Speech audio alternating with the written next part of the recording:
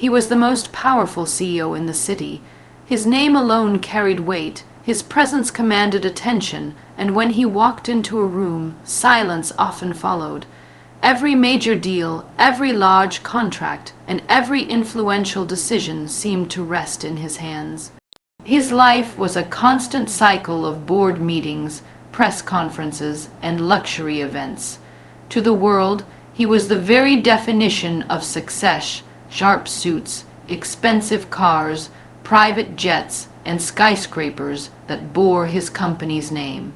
People admired him, envied him, and in many cases feared him. But behind all the glitter of wealth and the noise of power, there was an emptiness he never admitted to anyone, not even to himself. One morning, his assistant reminded him of a charity event that his company was sponsoring at a local children's shelter. He had almost forgotten about it. These events were usually handled by his PR team, but the board suggested his presence would make for a stronger public image. So, reluctantly, he agreed. To him, it was nothing more than another opportunity to appear generous, to shake a few hands, and to let the cameras capture his goodwill. He prepared his speech, rehearsed the polite smile he always wore for the media, and arrived at the shelter with his usual air of confidence. The event was lively. Children ran around, laughing and playing, their eyes bright with innocence and joy. Volunteers bustled about, making sure every child had food, toys, and a warm place to sit. The CEO stood at the front, surrounded by cameras and reporters, delivering his well-polished speech about giving back to the community and the importance of supporting the less fortunate. The audience applauded, the cameras flashed, and for a moment, everything seemed to go exactly as planned. But life has a way of surprising us when we least expect it. As he stepped down from the small stage and began making his way toward the exit, a little girl no more than 8 years old gently tugged at the sleeve of his expensive suit. Surprised, he turned to look at her.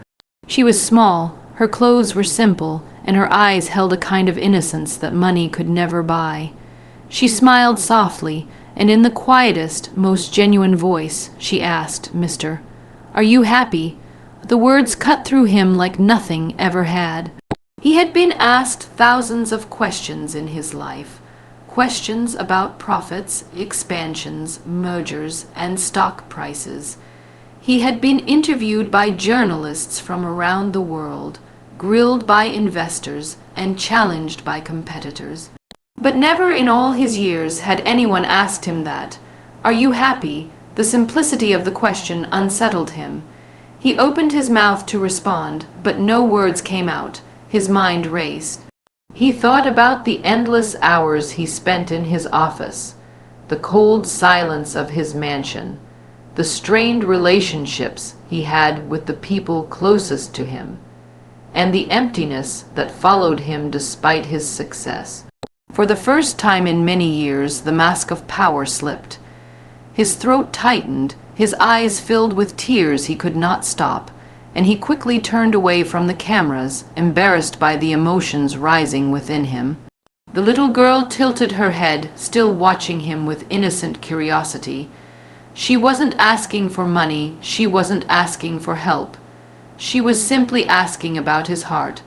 That simple question shook the walls he had built around himself. Later that night, long after the event was over, he sat alone in his penthouse, staring out at the glittering city skyline. The question echoed in his mind over and over again. "Are you happy?"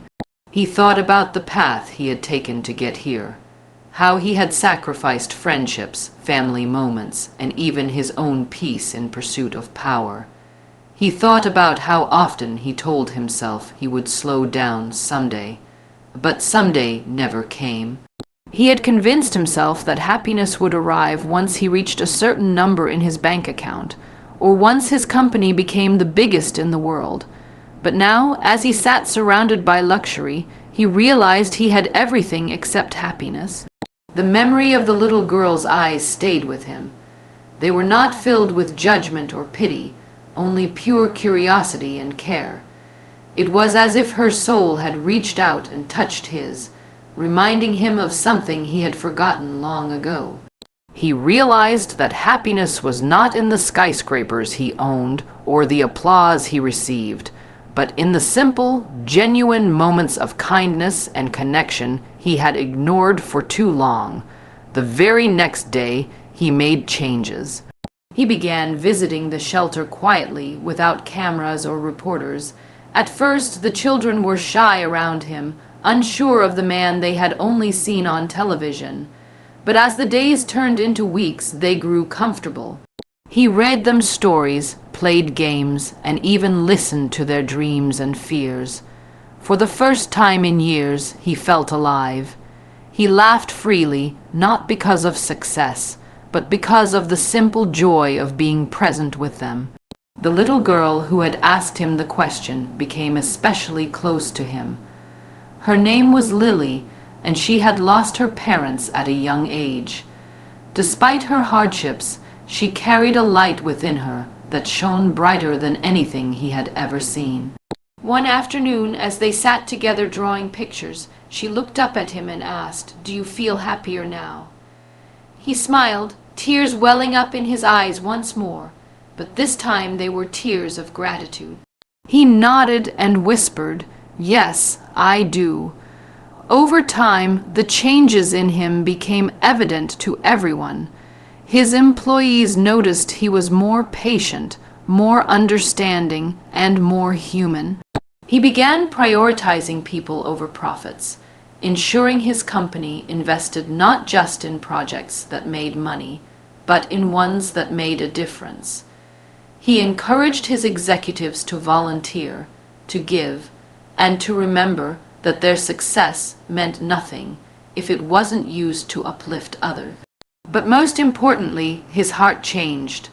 The cold, empty life he once led was slowly replaced with warmth and meaning, all because of one little girl's innocent question, a question that had no hidden agenda, no expectation, just pure sincerity.